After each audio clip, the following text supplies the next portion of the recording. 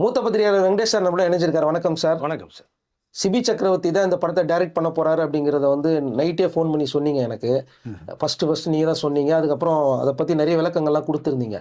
அதே மாதிரி இந்த சிபி சக்கரவர்த்தி இந்த ரஜினி படத்துடைய கதை என்ன, யார் யாரெல்லாம் நடிக்க போறாங்க, எப்படி இந்த படத்துக்குள்ள உள்ள வந்தார், இதுக்கு முன்னாடியே ரஜினி சார் கிட்ட ஒரு கதை சொன்னார் அப்படிங்கிறதெல்லாம் இருந்தது.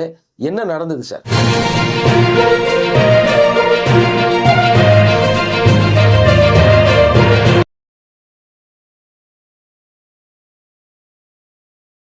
இல்லை, ரஜினி சாரை வச்சு இயக்குற வாய்ப்புகள் சிபிக்கு ஒரு 2-3 வருடங்கள் முன்பாய் வந்துச்சு சார். அவர் பண்ண ஃபர்ஸ்ட் படம் டான் படத்தினுடைய மிகப்பெரிய ஒரு வெற்றி. ஒரு 100 கோடி ரூபாய்க்கு மேலே கலெக்ஷன் தள்ளி சிவகார்த்தினுடைய ஃபஸ்ட்டு 100 கோடி கிளப்பில் உருவான படம். அந்த படமே பார்த்தீங்கன்னா கிட்டத்தட்ட ரஜினி சாருடைய அந்த ஸ்டைல் மேனேஜ் எல்லாமே இந்த படத்துக்குள்ளே எஸ்கே கேரக்டர் மூலமே வச்சிருப்பார். ரெண்டாவது எஸ்ஜே சூர்யா ரகுவரனுடைய அந்த ஒரு சிமிலாரிட்டி அதுக்குள்ளே இருக்கும். குரல் கூட அப்படியே ஸோ டோன் அப்படியே மாற்றிருப்பார். ஏன்னா கிட்டத்தட்ட ஒரு மிகப்பெரிய ஒரு ரஜினி ஃபேன் அப்படிங்கிறதுக்கான இந்த விஷயத்த சொல்ல வந்தேன். ரெண்டாவது இன்னொரு விஷயம் தெரிஞ்சிங்கன்னா நீங்கள் ரொம்ப ஆச்சரியப்படுவீங்க. அவர் பிறந்த குழந்தைய எடுத்துகிட்டு அவங்க அம்மா முதல் முறையாக பார்த்த படம் சூப்பர் ஸ்டார் நடித்த வீரா படம் தான் போய் பார்த்தாங்க. அப்போ அந்த குழந்தை முதல்ல பார்த்த படமே ரஜினி சார் படம், அதான் சிபி சக்கரவர்த்தி. இப்போ அதுக்கு இடையில வந்தார், பிரசிடண்ட் ஆகிட்டு சேர்ந்தாங்க. அதுக்கு ஒரு கதை இருக்குது, நான் பேசுகிறேன். அப்போ இந்த டான் படத்தினுடைய மிகப்பெரிய வெற்றியை ரஜினி சார் எப்போவுமே பெரிய படங்கள் எந்த நடிகர் நடித்தாலும் படம் மிகப்பெரிய பேசப்பட்டு ஹிட்டாச்சுன்னா படத்தை பார்ப்பார், டைரக்டர் கூப்பிட்டு வாழ்த்துக்கள் சொல்லுவார். அப்படி டான் படம் வெற்றி அடைஞ்ச உடனே சிபிக்கு ஒரு வாழ்த்தை சொல்லி இவர் படம் பிரமாதம் பண்ணியிருக்கீங்க அப்படின்னு சொல்லி அந்த ஒரு விஷயம் ஒன்று இருக்குது. அப்போது டான் படத்தினுடைய வெற்றிக்கு பிறகு மீண்டும் எஸ்கே வச்சு பண்ணுறது மாதிரியான ஒரு கதையில் தான் சிபி ட்ராவல் பண்ணார். அங்கே ஒரு வாய்ப்பு என்ன வருது அப்படின்னா, அந்த படம் லைக்கா ப்ரொடக்ஷன்ஸ் பண்ண படம். அப்போது ரஜினி சார் டேட்டு லைக்கா கிட்டே இருக்குது. அப்போது யார் டைரக்டர் யார் கதைன்னு ஒரு ஐடியா பண்ண போகும்போது லைக்கா சிபி கிட்ட ஒரு கதை இருக்கிறது ஆல்ரெடி லைக்காக்கு தெரியும். ரஜினி சார் கேட்ட ஒரு கதை ஒன்று இருக்குது அப்படின்னோடனே சிபியை கூப்பிட்டாங்க. லைக்கா கூப்பிட்டு கதை கேட்டார். ரொம்ப பிடிச்சிருந்தது. நான் ரஜினி சார்கிட்ட அனுப்பிச்சி வைக்கிறேன், நீங்கள் போய் கதையை சொல்லுங்கள் அப்படின்னா ஒரு ஷாக்கு. 2வது படமே நம்ம சூப்பர் ஸ்டார் கதை சொல்ல போகிறோமா, அது கன்ஃபார்ம் பண்ணுறது பண்ணுங்கிறது வேறு விஷயம். அந்த வாய்ப்பு வரதே பெரிய விஷயம் இல்லையா? இப்போ சொன்னோன்னே ஓகே சார் அப்படின்னு சொல்லி நேராக லைக்காக கூப்பிட்டு ரஜினி சார்ட்ட சொன்னோன்னா சிபி ஏற்கனவே அவர் தான் டான் பார்த்துட்டார் இல்லையா, சிபியை வர சொன்னாங்க. சிபியை உட்காந்து நேராக ரஜினி சார் இந்த கதை கேட்குறார்.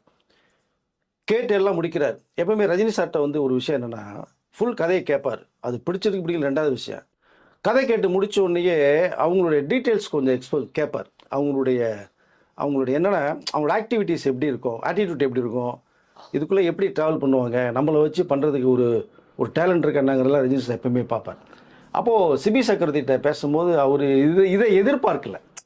இப்படி அதாவது ஒரு ஹீரோ கதை கேட்பாங்க, நல்லா இருக்குன்னு சொல்லுவாங்க, அதோட ஓகே வந்துடலான்னு பார்த்தோம்னா இது பர்சனல் விஷயத்துக்குள்ளே ஜாலியாக போகும்போது அவரால் அதுக்கு ரியாக்ட் பண்ண தெரியும் போது அந்த சில விஷயங்கள் அந்த ஆட்டிடியூட்டு அதெல்லாம் கொஞ்சம் ஒரு மாதிரி பந்தாவாக இருக்கிறது மாதிரியான ஒரு தோற்றத்தை கிரியேட் பண்ணிடுச்சு. அது ஒரு காரணம். இந்த இடத்துல நான் இன்னொரு விஷயத்த சொல்ல வர்றேன். கேஎஸ் ரவிக்குமார் அவர்கள் புரியாத புதிர் படம் ஃபஸ்ட்டு படம் பண்ணும்போது நான் பத்திரிகைகள் இருக்கும்போது கேஎஸ் மீட் பண்ண போகிறேன். அவர்கிட்ட பேசுகிறேன், சார் இந்த படம் சூப்பர் குட்டில் எப்படி சார் வாய்ப்பு வந்தது, எப்படி சார் நீங்கள் இந்த ரகுவரன் இவங்களாம் வச்சுட்டு நீங்கள் படம் பண்ணி என்ன கதை, அப்படி இந்த படத்தினுடைய அமைப்பு எப்படி சார் இருக்கும் அப்படின்னு கேட்கும்போது எனக்கு ஒன்றும் பெரிய விஷயம் கிடையாதுங்க, ஏதோ படம் பண்ணணும்னு ஆசைப்பட்டே வந்தேன், சூப்பர் குட் கிடச்சிது, படம் ஹிட் ஆனாலும் பிரச்சனை இல்லை, தோல்வி ஆனாலும் பிரச்சனை இல்லை, எனக்கு ஏகப்பட்ட நான் பெரிய பணக்கார வீட்டு பிள்ளை, நான் போட்டு ராஜா மாதிரி வாழ்ந்துருப்பேன் அப்படிங்கிற விஷயத்த புரியாத புதிரப்போ பத்திரிக்கையாளர்லாம் நான் மீட் பண்ணும்போது சொன்ன ஒரு விஷயம். எதுக்கு இது சொல்கிறேன்னா, சில பேருடைய ஆட்டிடியூட் அப்படி தான் இருக்கும், அது மாதிரி கேஷுவலாக எடுத்துக்குவாங்க. ஆனால் இன்றைக்கி கேஎஸ் மாதிரி எந்த அளவுக்கு வந்தார், இப்போவும் ரஜினி சார் படத்துக்கான பேச்சுவார்த்தை போய்ட்டு உங்களுக்கு தெரியும், மிகப்பெரிய இயக்குனராக வந்தார். ஸோ இந்த சிபி சக்கரவர்த்தியும் கிட்டத்தட்ட அவருடைய அந்த பேசுகிற தோரணை ஸ்டைல் எல்லாமே அப்படி இருந்ததுனால அது கொஞ்சம் மற்றவர்கள் பார்வைக்கு ஒரு மாதிரி இருந்தது.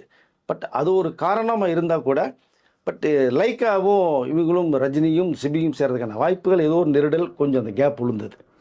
அப்போ அந்த டேட்ஸு கால் ஷீட்டில் தான் யானவேல் உள்ளே வந்தார். அதான் வேட்டையன் படம் தயார் பண்ணாங்க. ஓகே, லைக்கா சிபி சக்கரவர்த்தி பண்ண வேண்டிய படம் தான் யானவேல்கிட்ட போச்சு. அந்த படம் தான் வேட்டையன் அவர் கதை உருவாச்சு. இது ஒரு விஷயம். இது இந்த பல வருடங்கள் ஓடிடுச்சு. அப்போது சிபிக்கு கொஞ்சம் வருத்தம், ரஜினி சாரை மீட் பண்ணி செகண்ட் படம் பண்ண முடியலையே அப்படிங்கிற ஒரு வருத்தம் இருந்தது. அதற்கெல்லாம் திரும்பி சிவகார்த்தினுக்கு ஒரு மேட்டர் செகண்ட் பண்ணுறதா சொன்னேன் இல்லையா, அதுக்குள்ளேயே ட்ராவல் பண்ணுறாரு. அப்போ எஸ்கே அந்த கதை கேட்டு பிரமாதம் இருக்குது, சிபியை நம்ம பண்ணுவோம், நம்ம வெயிட் பண்ணுங்க அப்படிங்கும்போது தான் அவர் டக்குன்னு அமரனுக்குள்ளே உள்ளே போகிறாரு. அமரன் முடிஞ்சோன்னு ஒன்று பார்த்தா வர முடியல, பராசக்திக்கு போயிட்டார். பராசக்தி வந்து வெங்கட் பிரபுல போயிட்டார். சிபி வந்து ஒரே ஷாக். 3 வருடமா வெயிட் பண்ணுறோமே, இதுக்கு மேலே என்ன பண்ணுறதுன்னு மிகப்பெரிய குழப்பத்தில் சிபி இருக்கும்போது இப்போ 173 படம் கமல் தயாரிப்பில் ரஜினி சார் பண்ணுற ஒரு விஷயம் வந்து போகுது. இதுக்குள்ளே இயக்குனர் சுந்தரிச்சு வந்தாங்க, நிறைய இயக்குனர் வந்தாங்க. பட் எல்லாமே ஒரு கெட்டது நடக்குன்னா ஒன்று நல்ல விஷயத்தை தான் நான் நினைக்கிறேன். பல இயக்குநர்கள் வந்தாங்க, நம்ம வீடியோவில் பேசியிருக்கோம். பட் எதுவுமே கன்ஃபார்ம் ஆகலை. டிசம்பர் 12ஆம் தேதி பர்த்டேக்கு ஒரு இயக்குனரை கன்ஃபார்ம் பண்ணுறது மாதிரியான விஷயம் போச்சு. அது வரைக்கும் சிபி வெயிட் பண்ணார். சரி, இந்த வாய்ப்பு நமக்கு வராது அப்படின்னு மைண்ட்குள்ளே செட் பண்ணிக்கிட்டார். 12ஆம் தேதி வாய்ப்பு அனௌன்ஸ்மெண்ட் வரல. அப்போ தான் சிபிக்கு வந்து ஒரு பொறி தட்டுது. ஆஹா, இன்னும் இயக்குனர் கன்ஃபார்ம் ஆகலை, இப்போ இந்த கேப்பை நம்ம ஃபுல்லாக பண்ணிக்குவோம் அப்படின்னு அவர் என்ன பண்ணுறாருன்னா, டக்குனு ஐடியா வந்து ஏற்கனவே லைக்காவில் ரஜினி சார்ட்ட சொல்லப்பட்ட கதை வந்து 2 கதை சொல்லியிருக்காரு. ஓகேங்களா? இப்போது டக்குன்னு என்ன பண்ணுறாருன்னா, ஏற்கனவே கதை இருக்குது, ரஜினி சாருக்கு பிடிச்ச கதை வேறு. இப்போ டக்குன்னு அசிஸ்டண்ட்டை கூப்பிட்டு விறுவிறுன்னு போய் ஒரு கதையை நம்ம ரெடி பண்ணுவோம், ஹீரோ யாருன்னே சொல்லாமல் இந்த 2 கதையை மிக்ஸ் பண்ணி ஒரு கதையை ரெடி பண்ணுறார். ரெடி பண்ணி எடுத்துகிட்டு நேராக அவருக்கு வரைய ஒரு தடவை திரும்பி ஒரு 70 சீனை ரீகால் பண்ணிக்கிறாரு. பிரமாதமாக இருக்குது. இந்த கேப்பில் விட்டோம்னா வாய்ப்பு பெருஞ்சல் உடனே சௌந்தர்யா படத்தை கான்டாக்ட் பண்ணுறாங்க. சிபி சக்கரவர்த்தி பேரை கேட்டோடனே சௌந்தர்யா ஷாக் ஆகுறாங்க. ஏன்னா ஏற்கனவே அனுபவம் இருக்குது. ஐயோ திரும்பியுமா அப்படின்ட்டு சொல்லுங்கள் சிபின்றாங்க. மேம் ஒன்றும் இல்லை மேம், தயவுசெய்து இந்த பழைய மேட்டர் அப்படியே ஓரம் கட்டி வச்சுருங்க, இப்போ ஒரு கதையை ஒன்று ரெடி பண்ணிடுங்க, பிரமாதம், எனக்கே பிரமாதமாக இருக்குது, கண்டிப்பாக சார் கேட்டால் நல்லா இருக்குது, ஃபஸ்ட்டு உங்களை நான் மீட் பண்ணுறேன், கேளுங்க, உங்களுக்கு பிடிச்சிருக்குன்னா சார்ட்ட சொல்லுங்கள், நான் மீட் பண்ணுறேன் அப்படிங்கும்போது சரி வா சிபி அப்படின்ட்டாங்க. சௌந்தர்யா நேராக போகிறாங்க. சௌந்தர்யிட்ட உட்காந்து கிட்டத்தட்ட ஒரு 3 மணி நேரத்துக்கு டைம் எடுத்து ஃபுல் கதையை சொல்கிறாங்க. சௌந்தர்யா இந்த கதையை எதிர்பார்க்கலை, அவங்களுக்கு ரொம்ப ரொம்ப ரொம்ப பிடிச்சிருது.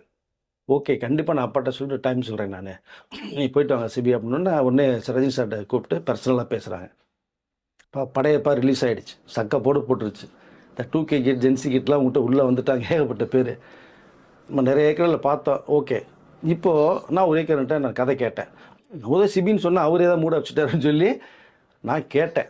யாரும் அதுன்னு கேட்டிருக்காரு. சொல்கிறேன், இப்போ இருங்க, கதை கேட்டேன், ரொம்ப நல்லா இருக்குது, எனக்கு பிடிச்சிருக்கு, கிட்டத்தட்ட 3 மணி நேரத்துக்கு மேலே நான் கேட்டிருக்கேன், நீங்கள் ஒரு டைம் சொல்லுங்கள், ஆனால் நீங்கள் வந்து கிட்டத்தட்ட ஒரு ½ டே ஃப்ரீ பண்ணிக்கோங்க, கொஞ்சம் மைண்டை செட் பண்ணிக்கோங்கப்பா, அப்போ தான் நீங்கள் அந்த கதைகள் உள்ளே போகும் அப்படின்னு சொன்னோன்னா சரிம்மா பண்ணிக்கலாம், யாரும்மா ஏற்கனவே சொல்லும்போது வெயிட் பண்ணுங்கப்பா, நான் வர வைக்கிறேன், வந்தோம் நேரில் நீங்கள் பாருங்கள், கதையை ஃபஸ்ட்டு கேளுங்கப்பா. நீங்கள் அவர் ஏற்கனவே ஒரு படம் பண்ணியிருக்காரு, சூப்பர் டூப்பர் ஹிட் படம் கொடுத்துருக்காரு.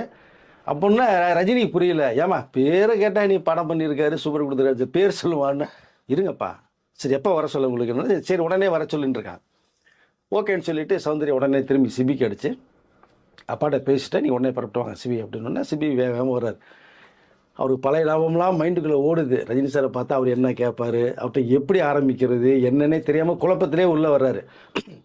சிபியை பார்த்தோன்னே ரஜினி சாருக்கு ஒரு ஷாக்கு, சௌந்தர்யா ஒரு லுக்கு, ஏமா எத்தனை தடவை பேரை கேட்டேன், சிபின்னு சொல்ல வேண்டியதானே நீங்கள் அப்படிங்கும்போது, இல்லைப்பா சர்ப்ரைஸாக இருக்காது உங்களுக்கு, ஏன்னா நான் முன்னாடியே சிபி சக்கரன்னு சொன்னால் நீங்கள் பழைய ஞாபகத்துக்குலாம் போவீங்க, அது வேண்டான்னு சொல்லி தான் நான் எதையுமே சொல்லலப்பா, இப்போ நீங்கள் கதை கேளுங்க, நான் இரண்டே கேட்டேன், நான் போகிறேங்கும் போது நீ பக்கத்தில் உட்கார மாட்டார்.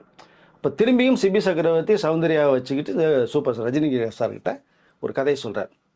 அப்போது சௌந்தர்யாவுடைய தாட்ஸ் பூராமே பார்த்தீங்கன்னா சிபியை பார்க்கல, ஏன்னா கதை ரெடி கேட்டாங்க. ரஜினி சார் மோத்தியே பார்த்துட்டு ரியாக்ட், அவர் என்ன ரியாக்ஷன் கொடுக்குறார். இப்போ நீ அதாவது கதை சொல்ல காமெடிக்கு சிரிப்பாங்க, ஒரு மாதிரி சென்டிமெண்ட்டு கொஞ்சம் முகம் மாறும், கண்ணு மாறும், இந்த ரியாக்ட்லாம் அப்பாட்டிருந்து வருதான்னு சொல்லி சௌந்தர்யா பண்ணுறாங்க. ஒவ்வொருக்கும் ரியாக்ட் கொடுத்துட்டே இருக்கார். கதை கேட்க அந்த கண்ணு ஃபேஸு சிரிக்கிறது எல்லாம் மாறுது. சௌந்தர்யா மைண்ட் செட் பண்ணுறாங்க, ஓகே அப்பா டிக் பண்ணிடுறாரு போல் இருக்கு அப்படின்னு போயிட்டே இருக்கு.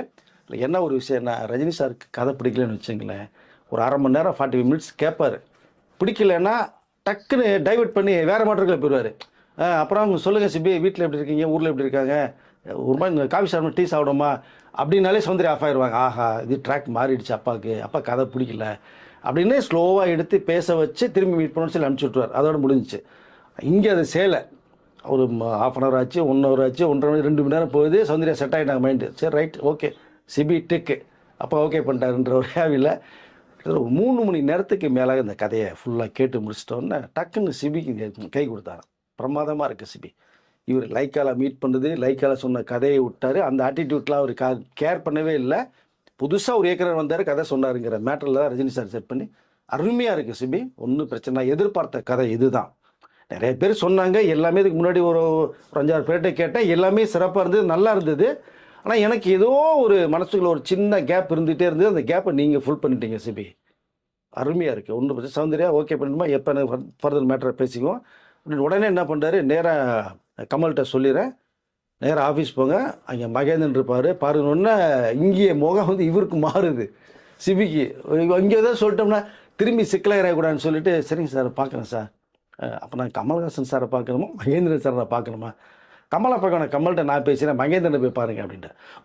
ஓகே சார்னு சொல்லிட்டு செகண்ட் கொடுத்துட்டு எல்லாம் பேசி முடிக்கிற வரைக்கும் எந்த விஷயத்தையும் யார்கிட்டையும் பேசிக்காதீங்க. ரஜினி சார் எப்போ சொல்கிற ஒரே வார்த்தை, அன்னைக்கு சங்கருக்கு சொன்னார், சொல்லியிருக்கேன், சிபிகிட்ட தான் சொன்னார், எதையும் சொல்லாதீங்க, நாங்கள் ஃபோக்கஸ் பண்ணுவோம், வெயிட் பண்ணுங்க. Okay sir.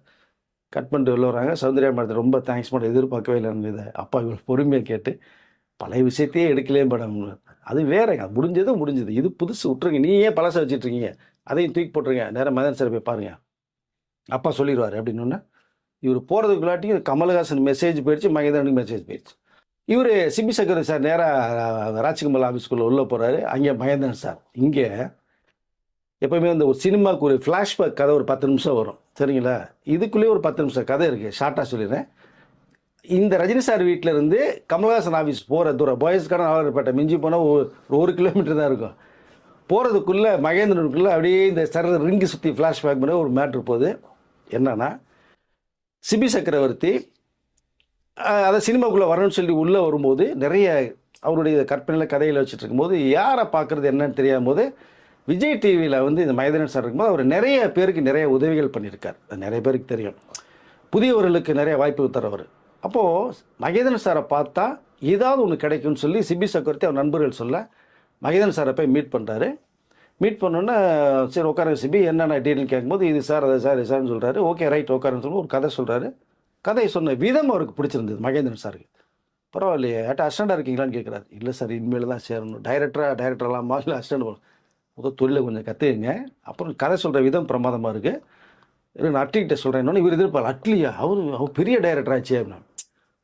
நேராக ஃபோன் எடுத்துற மாதிரி அட்லிகிட்ட ஃபோனை போட்டு நான் அது சிபி சக்கரவர்த்தி அனுப்பிச்சி வைக்கிறேன், நீ அசிஸ்டண்டாக சேர்த்துக்க, ரொம்ப டேலண்டான பையனாக இருக்கான், அது அனுப்பிச்சி வைங்க சார். அட்லி ஒன்றுமே கேட்கல, நேராக கை கொடுக்குறாங்க. சிபி சக்கரவர்த்தி நேராக இங்கே போகிறாரு, அட்லிகிட்ட போகிறாரு. அட்லி போனோன்னா ஓகே மகேந்திரன் சார் சொல்லிட்டாங்க, அசிஸ்டண்டாக சேருங்கட்டார். ஒன்றுமே கேட்கல, அவர்கிட்ட தான் தொழில் கற்றுக்கிட்டாரு.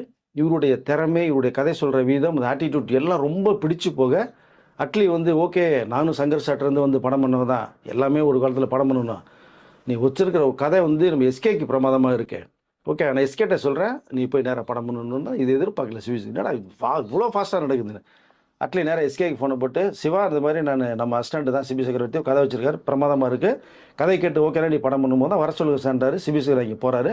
எஸ்கே உட்காந்து ஒரு மீட்டிங், கதை கேட்டோன்னே பிரமாதமாக இருக்குது, ஓகே சொல்கிறாங்க. அந்த படம் தான் டான். இதுதான் சிபி சக்கரவர்த்தி உள்ளுக்குள்ள வந்ததுக்கான ஒரு சின்ன flashback. Don super duper hit கொடுக்குறாரு, 100 கோடி ரூபா கலெக்ஷன் அள்ளிச்சு பிரமிப்பாருது. அது மகேந்திரனுக்கு ஒரு பெருமை, அட்லிக்கு ஒரு பெருமை. நாம் எல்லாம் சொல்லும் போது 100 கோடியில் சிவகாதை ஃபஸ்ட்டு படமாக கொடுத்துன்ற ஒரு விஷயம். இதெல்லாம் முடிச்சு இந்த ஃப்ளாஷ்பேக் முடிஞ்சிருச்சுங்க, விட்டுருங்க. இப்போ நேராக மகேந்திரன் சார் உள்ளே போகிறார். போனால் பழைய ஞாபகம்லாம் வருது. இங்கே இன்னொரு விஷயத்த சொல்கிறேன். டான் ஹிட்டுக்கு பிறகு மகேந்திரன் சார் சிபிக்கு கூப்பிட்டு வச்சு பண்ணும்போது ஒரு கதை 2-3 கதை வச்சுருக்கே, ஒரு கதை சொல்லி நம்ம படம் பண்ணுவோம், நான் வந்து ப்ரொடியூஸ் பண்ணி டைரக்ட் பண்ணும்போது இங்கே தான் ஒரு சிக்கல் மகேந்திரனுக்கு உருவாது. டான் ஹிட்டுன்னு ரஜினி சார் கூப்பிட்டு வாழ்த்து சொன்னான்னு சொன்னேன் இல்லையா, அந்த வாழ்த்துக்களை வாங்கிட்டு இருக்கும்போது தான் லைக்கா அந்த படம்னா லைக்கா உடனே ரஜினி சார் டேட் இருக்கணும்னா தான் சிபியை கூப்பிட்டு 2-3 கதையில் ஒரு கதை ரஜினிக்கு ரொம்ப ஆப்டாக இருக்குது அப்படின்றது தான் அந்த மேட்டரில் போனது. அப்போ தான் லைக்காட்ட சிபி போனது, ரஜினி சார்ட்ட கதை சொன்னது, அந்த சில ஆட்டிடியூட்னால கொஞ்சம் வெளியில் வந்த விஷயம் இதுக்குள்ளேயும் இருக்குது. இப்போ மகேந்திரன் சார்கிட்ட போகணும்னா ஏற்கனவே ஒரு படம் நம்ம பண்ணலான்னு சொன்னார் மகேந்திரன் சார். ரஜினி சாரை வச்சோ இல்லை ஏதோ வச்சு ஒரு படம் பண்ணணும்னு பிளான் பண்ணார். அந்த நேரத்தில் மகேந்திரன் கூப்பிட்டுருக்காரு, நம்ம அடுத்த படம் பண்ணலான்னு சொல்லிட்டு. இவரால் அந்த படம் பண்ண முடியாம ரஜினி சார் கூட போக வேண்டியதுனால ஒரு வருத்தம். அன்னைக்கு கேட்டு நோன்னு சொல்லிட்டோமே, நம்ம திரும்ப நம்ம அவர் சூழ்நிலை மாறிச்சு, திரும்ப அவர்கிட்ட போறோமே, அதை பழச ஞாபகத்தில் வச்சுட்டு இதை நம்ம ரிஜெக்ட் பண்ணுறாரு ஒரு பயம். இல்லை ரிஜெக்ட் பண்ண மாட்டேன்னு தெரியும், ரஜினி சாரோட கோப்பர் இல்லை, இருந்தாலும் அந்த வருத்தம் இருக்கும் இல்லையா. இது மகேந்திரன் சொல்லி தான் அட்லி சேர்த்தது, அட்லி சொல்லி தான் ஃபர்ஸ்ட் படம் டான் கொடுத்தாரு, அடுத்த படம் ஒரு மரியாதைக்கு மகேந்திரனுக்கு கூப்பிட்டு படம் பண்ணியிருக்கும் இல்லையா. ஆனால் அந்த கேப்பில் வந்து லைக்காக கூப்பிட்டுட்டாங்க. ஸோ ரஜினி சார் டேட்டருக்கு லைக்காக பண்ணும்போது சின்ன வருத்தம். அதான் மகேந்திரன் சார் தான் நினைப்பாரோ, ஏதோ சொல்லுவாரோ, பண்ண முடியலைமோ, திரும்பி மகேந்திரன்ட்ட போகிறோமே அந்த 2-3 ஃப்ளாஷ்பேக்லேயே உள்ளே போகிறாரு. மகேந்திரன் சார் எதை பற்றி கேர் பண்ணவே இல்லை, வாங்க சிபி உட்காருங்க, அவர் ஒன்று சார் ரஜினி சார் அனுப்பிச்சுட்டோம், இல்லை ரஜினி சார்ட்ட நான் பேசிட்டேன், இப்போ தான் பேசினேன், பிரச்சனை இல்லை உட்காருங்கன்னு சொல்லி காஃபி வச்சு காஃபி குடித்தாங்க. பழைய மேட்டர் எதுவுமே எடுக்கல மகேந்திரன். அதுதாங்க ஒரு பெரிய மண் அது அழகே அதுதான். உட்கார வச்சா காஃபி சாப்பிட்டாங்க, கதையை சொல்கிறாங்க, கதை சொன்னார், பிரமாதமாக இருக்குது. கமல் சார்ட்ட சொல்லிடுறேன். ஓகே, இப்போ கமல் வந்தாங்க, கமல் ஒரு பக்கம் கதையை கேட்டாங்க, பிரமாதமாக இருக்குது. கமல் எதிர்பார்த்த கதை இதுதான் அவரு. ஏன்னா நம்ம பேனரில் தயாரிக்கிற படம் ரஜினி சாருடைய படம். இது மிகப்பெரிய ஹிட் அடிக்கணும், அது ஒரு விஷயம். ரெண்டாவது சிறந்த படமாக அமையணும் அப்படியே கமல் நினச்சிட்டு இருந்தார். அதுக்கு தான் நிறைய இயக்குநர்கள் அவர் மைண்ட் செட் ஆகாமல் மிஸ் ஆகி போனது. கமலுக்கு பிடிச்சது, மகேந்திரன் பிடிச்சது, ரஜினி சார் பிடிச்சது, சௌந்தர்யா பிடிச்சது. ஓகேனாங்க. எப்போ அனௌன்ஸ்மெண்ட் கொடுக்குறாங்க போது தான் 3ஆம் தேதி அன்றைக்கி 173 அப்படின்ற ஒரு அனௌன்ஸ்மெண்ட்டை கொடுத்தாங்க. அனிருத் உள்ள வந்துட்டார் மியூசிக் டைரக்டர். அவரை ஆரம்பித்து பிப்ரவரி இப்போது இந்த படத்தினுடைய ஷூட்டிங் ஆரம்பிக்க போது. நெக்ஸ்ட் இயர் 2027 பொங்கல் படம் ரிலீஸ். சிபி சக்கரவர்த்தி இப்படி தான் உள்ளே வந்தது. இன்னொரு விஷயத்தையும் சொல்லிடுறேன். இவர் சிபி சக்கரவர்த்தி ரஜினி சாரை வச்சு டைரக்ட் பண்ண முடியுமான்னு நிறைய பேருக்கு ஒரு கொஸ்டின் மார்க் வந்துகிட்டே இருந்தது. இப்போ அவர் பண்ண டான் படமே நீங்கள் திரும்பி இப்போ பாருங்கள். ரஜினி சாரை வச்சு பண்ணுனா என்னென்ன பண்ண முடியுமோ அதை எஸ்கே வச்சு ஓரளவு அந்த மேனேஜ்மெண்ட் ஸ்டைலுக்குள்ளே கொண்டு போய் அப்படியே பண்ணியிருப்பார். ரெண்டாவதாக ரஜினியோடைய மிகப்பெரிய பிக் ஃபேன். இவர் ரொம்ப ரொம்ப விரும்பி பார்த்த படம் பேட்டைன்னு சொல்கிற ஒரு விஷயம். பேட்டை படம் தான் என்னுடைய ட்ரீம் படம். ரஜினி சார் படம் இல்லையே, அந்த ஒரு ஸ்டைல் மேனேஜம் அந்த இதெல்லாம் ரொம்ப பக்காவாக ஒரு மாசாக பண்ணியிருந்தார் அப்படின்னு சொல்லி ரஜினி சாருடைய வெறித்தனமான ஃபேனு சிபி சக்கரவர்த்தி. இந்த இடத்துல சொல்லிக்க நான் விரும்புகிறேன். நான் இந்த படத்தில் கூட அந்த செல்லோட்லேயே இதில் ஒன்று ரஜினி சார் இது வரும்போதுன்னா பேட்டனுடைய ஸ்டைல்லே தான் அந்த ஸ்டில்லே வச்சுருக்காங்க. அது ஒரு காரணம். அப்போது ரஜினி சாரை மனசுக்குள்ளேயே வச்சுக்கிட்டு ஒரு கதையை உருவாக்கியிருக்கார். 2 கதை சொன்னான்னு சொல்லி லைக்காவில் அந்த 2 கதையை மிங்கிள் பண்ணி தான் ஒரு கதையாக உருவாக்கி த ஃபேமிலி மேன் ஸ்டைலில் ஒரு ஹீரோயிசம் கலந்து ஒரு கேரக்டரை ரிஜிஸ்டர் பண்ணி தான் இந்த தலைவர் 173 உருவாக்கியிருக்காரு. அது ஆரம்பம். அப்போ என்ன கதை சார் ஆக்சுவலாக? ஒன்றும் இல்லை, இப்போ சொன்னேன் இல்லையா, 2 கதையை சேர்த்து ஒரு கதையை மாற்றி பண்ணியிருக்காருன்னு. இதுக்குள்ளே ஒரு நல்ல ரஜினி சார் எதிர்பார்த்த ஒரு காமெடி இருக்குது. இந்த ஹீரோயிசம் அதிகமாக இருக்குது. ஒரு thriller comedy family entertainment matter தான் இது. நீங்கள் ஒரு விஷயம் நடக்குது, ஒரு ஃபேமிலி மேனு ஒரு மிக சிறந்த மனிதராக அந்த குடும்பத்தில் இருக்கக்கூடிய ஒரு ரஜினி வந்தது. ஃபேமிலிக்குள்ளே நிறைய கேரக்டர்ஸ் வருது. எப்படி இல்லை ஜெயலலிதா வந்து அது மாதிரி ஏகப்பட்ட கேரக்டர்ஸ் வருது. அதை பேசுவோம் அடுத்த வீடியோவில். இந்த விஷயம் ஒரு விஷயம் நடக்குது, அதை ரஜினி சார் எதிர்பார்க்கல. ஸோ குடும்ப தலைவனாக குடும்ப பொறுப்புள்ள மனிதனாக இருந்துகிட்டு இருக்க சமயத்தில் அந்த விஷயத்தை தேடி ரஜினி சார் போகிறார். ஒரு விஷயம் நடக்குது அப்படின்னாலே இந்த நூல் பிடிச்சது மாதிரி ஒரு டாக் போய் தான் கடைசி எண்டில் தான் எந்த கேரக்டர் அதை லாக் பண்ணுவாங்க. அப்படி ஒரு கேரக்டர் தான் ரஜினி சார் ஒரு டிடெக்டிவாக, அது ஒரு க்ரைம் த்ரில்லராக, ஒரு காமெடி கலந்தோட, ஃபேமிலி என்டர்டைன்மெண்ட்டோட, ஃபேமிலி அட்டாச்மெண்ட் சென்டிமெண்ட்ஸ் நிறைய உள்ளுக்குள்ளே இருக்குது. இது ஒரு லைன் டீட்டெயில்ஸாக நம்ம அடுத்தடுத்த வீடியோவில் பேசுவோம். இந்த கதைக்குள்ளே போகும்போது தான் ரொம்ப பிடிச்சி போய் அவர் எதிர்பார்த்தது வெறும் காமெடி மட்டுமே இல்லாமல் ஒரு ஸ்டைலிஷான ஒரு கேரக்டரில் கொஞ்சம் நல்ல ஆட்டிடியூடாக பண்ணலாங்கிற ஒரு மெத்தடில் சொன்ன கதை தான் இந்த 173 கதை. காமன் மேன் மாதிரி அது. எஸ், அதான் சொன்னேன் இல்லையா, காமன் மேன். ஒரு குடும்பத்தில் அந்த ஒரு தகப்பன் தான் ஹீரோ. அதை பேஸ் பண்ணி தான் லைன் ரெடி பண்ணியிருக்காங்க. இன்றைக்கி இருக்கிற பசங்க அப்பானாலே பேரண்ட்ஸ்னாலேயே கேர் பண்ணாமல் போகிறாங்க. பட் அவர் தான் நிஜ ஹீரோ. அவரை பார்த்து தான் நிறைய விஷயங்கள் பசங்க பண்ணணும், கற்றுக்கணுங்கிற ஒரு விஷயத்த பேசிக்காக வச்சுருக்கார். அதன் மூலமாக ஒரு காமெடி ட்ராக்கோட, சென்டிமெண்ட்ஸோட, அதுக்குள்ளே ஒரு சஸ்பென்ஸ் த்ரில்லரோட இந்த கதையை கூட்டு போகிறார். யார் சார் நடிக்கிறாங்கன்னு எதிர்பார்க்கல. இப்போதைக்கு சூப்பர் ஸ்டார் ரஜினி மட்டும் கமிட்டட். இப்போ 1 by 1 உள்ள வராங்க. மியூசிக் ஏற்கனவே ஒரு படம் வரும்போது சாய் பெங்கர் வர்றது மாதிரி ஒரு தகவல் பேசப்பட்டுச்சு, நம்ம கூட சொல்லியிருந்தோம். பட் அனிதா ரஜினி சாருக்கு ஆப்டான ஒரு மியூசிக் டைரக்டருங்கிறத திரும்பவும் சொல்லியிருக்கேன். இதுக்குள்ளே சிபி சக்கரவர்த்தி லைக் பண்ணதும் அனிதா லைக் பண்ணார். ரஜினி சாருடைய ஃபேவரட் மியூசிக் டைரக்டர் அனிருத் வந்திருக்காரு, சிபிவில் வந்திருக்காரு. 2 பேர் தான் இப்போதைக்கு. அடுத்த டெக்னீஷியன் பேச போட்டுருக்கு. ஆக்டர்ஸும் ரஜினி சார் படம்னா கேள்வி கேட்காம உள்ள வரதுக்கு ரெடி நிறைய பேர் இருக்காங்க. கதை சொல்லப்படுது. இப்போ எல்லாம் மற்ற டெக்னீஷியன் சூர்யா வருவார், அதான் கேட்குறேன் நான். எஸ்ஜே சூர்யா மெயினாக இருக்கிறதா எனக்கு ஒரு தகவல் வந்துச்சு சார். ஏன்னா ரஜினி சாருக்கு பிடிச்ச ஒரு வில்லன் நடிகர் எஸ்ஜே சூர்யா. ரகுவரன் மாதிரி ஒரு ரகுவரன் பேட்டர்னில் நடிகவேல் பட்டத்தை கொடுங்கன்னு சொன்ன ரஜினி சார். நடிகவேல் பட்டம்லாம் யாருக்குமே கிடைக்காதுங்க. அவர் மாதிரி எம்ஆர் ராதா மாதிரி பண்ணவே முடியாதுங்க. எம்ஆர் ராதாவையும் நம்ம மனசுக்குள்ள கண்மணி நிறுத்துறது எஸ்ஜே சூர்யா. ரஜினி சார் பார்த்துட்டு அதை சொன்னார். ஜெயிலர் 2ல் ரஜினி சாரோட பண்ணிட்டு இருக்கார்.